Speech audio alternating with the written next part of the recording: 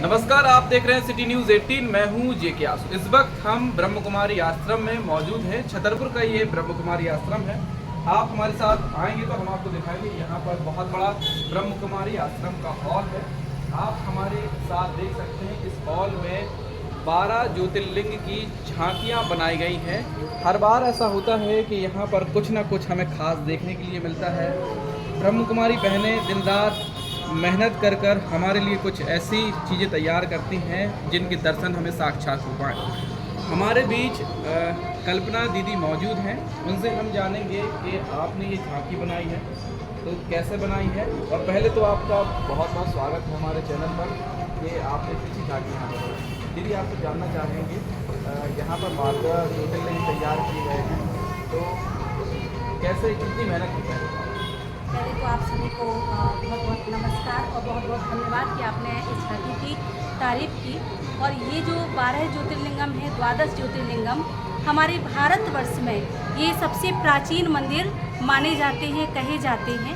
और कहते जब भक्ति की शुरुआत हुई तो प्राचीन से प्राचीन मंदिर शिव के ही मिलते हैं। और शिव के जो भी तीर्थ स्थान है सबका अपना अपना अलग अलग महत्व है।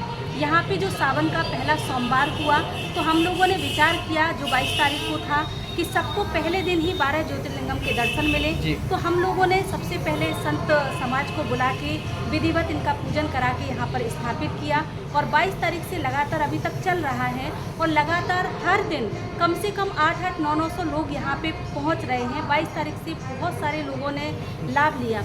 और कई स्कूल के बच्चे जैसे सत्यशोधन आश्रम, प्रगतिशील दिव्यांग केंद्र के बच्चे और हमारे गल्ला मंडी में स्थित महर्षि विद्या मंदिर के बच्चे भी यहाँ पर आ चुके हैं। और उन सबको हम लोग बताते हैं कि हमारे भारतवर्ष में कहाँ पर कौन से शिवलिंग स्थापित हैं और पहला और दूसरा तीसरा कौन सा है। तो जी, हमारे साथ कल्पना दीदी मौजूद हैं जो हमें प्रत्येक शिवलिंग जहाँ जहाँ स्थित है हमें दर्शन कराएंगी और बताएंगी किस स्थान पर शिवलिंग विराजमान है। तो कल्पना दीदी, आपका स्वागत है। आप बताइए हमें कहाँ कहाँ कौन कौन। जी, आप ये सबसे पहला देख रहे हैं कि जो हमारा सबसे प्राचीन शिवलिंग है वो है हमारा सोमनाथ।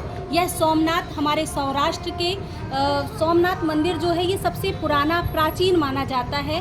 और ये कहते हैं कि चंद्र देवता को क्षय रोग हो गया था, माना ऐसी एक हमारी धार्मिक कथा है। चंद्र देवता को जब क्षय रोग हो गया था तो उन्होंने इस शिव की आराधना की थी, तो उस तीर्थ का नाम उन्होंने रखा चंद्रमा के नाम पर सोमनाथ। और उसका जो वो है गुजरात राज्य के सौराष्ट्र क्षेत्र में स्थित है। दूसरे पर अगर हम आए तो ये हमारा आता है मल्लिकार्जुन।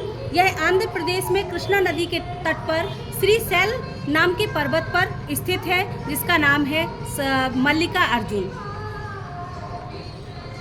तीसरे अगर हम पहुंचते हैं तो हम मध्य प्रदेश में ही अपने पहुंचते हैं। मध्य प्रदेश जिसको धार्मिक राजधानी माना जाता है। और ये तीसरा शिवलिंग है हमारा महाकालेश्वर। और चौथा शिवलिंग भी हमारा मध्य प्रदेश में ही मिलता है, वो है हमारे इंदौर में ओमकारेश्वरम। और ओमकारेश्वरम की भी महिमा अपार है। यह इंदौर शहर के समीप ही स्थित है। अगर हम 5वें शिवलिंग पर पहुंचते हैं तो यह जो दिखाया गया है कि यह हमारा बैद्यनाथ धाम कहा जाता है। यह झारखंड प्रांत के पूर्व में बिहार प्रांत के संथाल परगना के दुमका नामक जनपद में पड़ता है। और यहाँ पर सभी की डिटेल भी लिखी गई है ताकि सबको हम बता सके कहाँ पर कौन सा स्थित है। भीमा शंकर को अगर देखें, हमारे 4 जो ज्योतिर्लिंगम है वो महाराष्ट्र में स्थित हैं। उसमें से पहला हमारा भीमा शंकर है जो महाराष्ट्र के पुणे जिले में स्थित है और इसका नाम है भीमा शंकर। हम आते हैं तमिलनाडु राज्य के रामनाथपुरम नामक स्थान में, जहाँ पर हमारे रामेश्वरम कहते श्री राम ने यहाँ पर समुद्र पार करने के पहले रेत के शिवलिंग का निर्माण करके यहाँ पूजा करी थी और उसका नाम पड़ा रामेश्वरम, माना राम के भी ईश्वर शिव। आगे जब हम पहुँचते हैं तो गुजरात के बाहरी क्षेत्र में द्वारिका नामक स्थान है। वहाँ पर नागेश्वर, माना जो नागों के भी ईश्वर हैं, उन शिव का निवास स्थान है। और ये जो है यह हमारा छठा ज्योतिर्लिंगम है। जब हम आगे बढ़ें तो हम आए काशी विश्वनाथ में। यह काशी में स्थित है हमारा काशी विश्वनाथ। इसका भी हमारे भारतवर्ष में बहुत महत्व है। लोग बाग दूर दूर से आते हैं इसके दर्शन करने के लिए और कहते हैं कि इनके दर्शन से हम काशी कलवट से माना सजाओं से मुक्त हो जाते हैं। जब हम आगे बढ़े तो त्र्यंबकेश्वर, यहाँ पर आप देख रहे हैं 3 शिवलिंग एक साथ स्थापित है और यह भी महाराष्ट्र राज्य के नासिक जिले में स्थित है और इसका नाम है त्र्यंबकेश्वर। अगर हम आगे बढ़ें तो हमारा जो 11वां तीर्थ स्थान है वो है उत्तराखंड में स्थित, वो है केदारनाथ धाम, जिसके तीर्थ यात्रा करने बहुत सारे लोग जाते हैं और वहाँ जाकर लोग शांति की अनुभूति करते हैं, क्योंकि केदारनाथ धाम जो है उत्तराखंड जो है वो बहुत ही अच्छा और हरियाली वाला स्थान है, जिसको सिपका ही क्षेत्र माना जाता है। और अगर हम 12वें नंबर पे आए तो हमारे घृष्णेश्वर महादेव, यह भी हमारे महाराष्ट्र के संभाजी नगर के समीप एक दौलताबाद नाम का गांव है, वहां पर स्थित है और इनका नाम है घृष्णेश्वर, माना जो हमें सिखाते कि किसी से भी हमें घृणा और नफरत नहीं करना है। और सबसे लास्ट में हमारे नंदी बाबा जी विराजमान है, जो शिव की सवारी माने जाते हैं।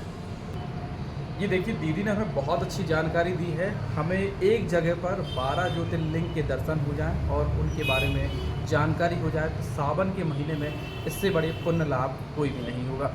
अक्सर ऐसा होता है हम इन 12 स्थानों पर नहीं जा पाते हैं, बहुत ही भाग्यशाली लोग होते हैं जो इन स्थानों पर पहुंचते हैं, लेकिन हमें यहीं पर दर्शन करने मिल रहे हैं और पूरी डिटेल आपके पीछे लिखी हुई है। वहाँ पर ज्योतिर्लिंग के पीछे डिटेल भी लिखी हुई है, आप समझ भी सकते हैं कि हमें किस स्थान पर जाना है और कहाँ से कैसे जाएंगे। बहुत पुनीत कार्य आपने किया है। यदि आपसे पूछना चाहेंगे, जो लोग यहाँ पर आकर दर्शन करना चाहते हैं उनके लिए क्या कहना चाहेंगे?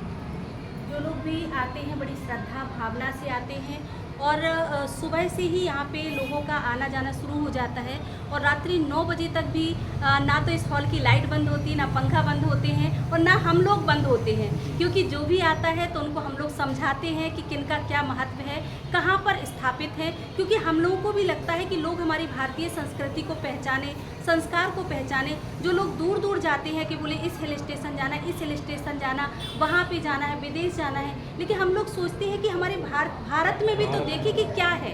भारत में ही इतने सुंदर सुंदर स्थान है, इतने तीर्थ यात्रा करने लोग जाते हैं, तो भारत के जब तक हम स्थान को नहीं जानेंगे तब तक विदेश घूमने से क्या फ़ायदा है। तो बस यही हम लोगों का उद्देश्य है कि सभी को परमात्मा शिव का परिचय मिले और सभी लोग पहचाने कि हमारे भारत में क्या है और उसका महत्व क्या है।